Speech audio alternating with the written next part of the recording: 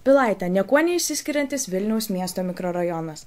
Tai miegamasis mikrorajonas, jame nėra kultūros, nei jokios veiklos. Tačiau neilgam. Pilaitėje atsiras kultūros centras, kuriame vyks daugybė renginių. Taigi, uždavėme keletą klausimų bei Pilaitė idėjos autoriui, menininkui ir kultūros aktyvistui Andriui Ciplijauskui. Taigi, Andriu, kokiu tikslu sugalvojate sukurti kultūros vietą Pilaitėje? Noras yra sukurti vietą, kur būtų smagu rinktis ir kurti. Kadangi Pilaitėj nėra, kaip pasakyti, tokių gražių, įdomių pastatų, kažkokių senų gamyklų ar dar kažko tai, geriausiu atveju yra arba prie daugiaaukščių namų, prie šonuose priglaustos patalpėlės, kas buvo seniau sovietų laikais dar numatyta kaip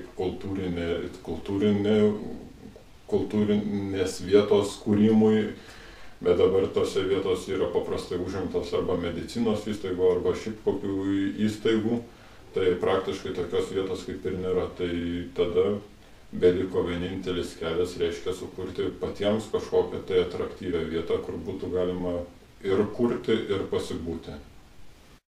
Bet kam tai reikalinga? Kam reikalingas?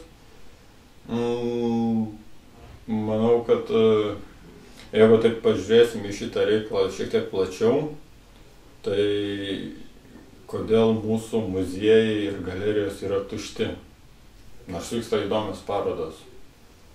Atsakymas turbūt yra paprastas, todėl kad tie žmonės, kurie gyvena miegamuosiuose rajonuose, jie iki tos kultūros arba nedasikapsto, arba paprasčiausiai jiems tai yra neįdomu. Tai reiškia, tai reikia žmonės pradėti kultūrinti. Ir ką bus galima nuveikti šiame centre? Ką tik įėjus į tą pastatą, tai bus nedidelė salytė. Bet ir galima sakyti, o čia nieko tokio nėra, bet iš principo tai kokios ten jau veiklos galėtų vykti, tai manau yra labai didelis pasirinkimas. Nuo teatriukų, piešimo visokiausių kursų iki parko įrengimo aplink tas dirbtuves, visokių meninių instaliacijų, festivalių ir taip tada ir panašiai. Tai spektras tų veiklų, aš įsivaizduoju, kad gali būti labai labai platus.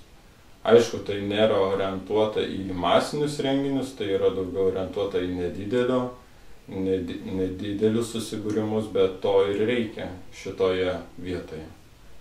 O šalia bus įrengtas parkas, tiesa? Pirmiausia, tai jo, dabar ten yra miškelis, norim išvalyti jį nuo krūmų ir nuo šiukšlių.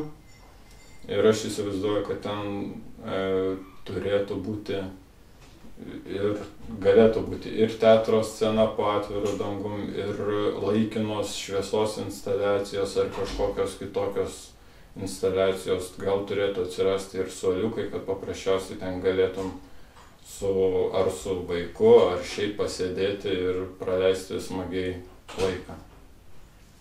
O iš ko bus pastatytas centras?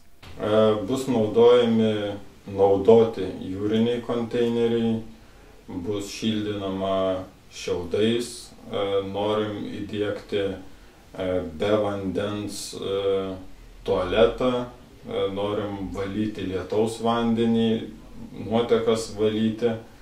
Neugi tik Pilaitė turės savo centrą. O kaip ir kiti mikrorajonai? Idealiu atveju aš įsivaizduoju, kad kiekvienas miegamasis rajonas turėtų turėti mini kultūros centriuką, kurį būtų galima pasiekti pėsčiomis. O apie pinigus ką pasakysite? Šitas projektas nėra finansuojamas nei savivaldybės, nei valstybės, nei iš europinių struktūrinių fondų. Tai yra grynai privati iniciatyva. Sakykite, Andriu, o kokio amžiaus žmonės čia lankysis? Aš manau, kad spektras amžiaus bus nuo pačių mažiausių iki pačių vyriausių. Taigi čia, Pilaitės pakraštyje, prie neužbaigto statyti namo, artimiausiu metu bus pastatytas kultūros centras, kuriame pilaitiškiai galės rinktis gerai ir turiningai praleisti laiką.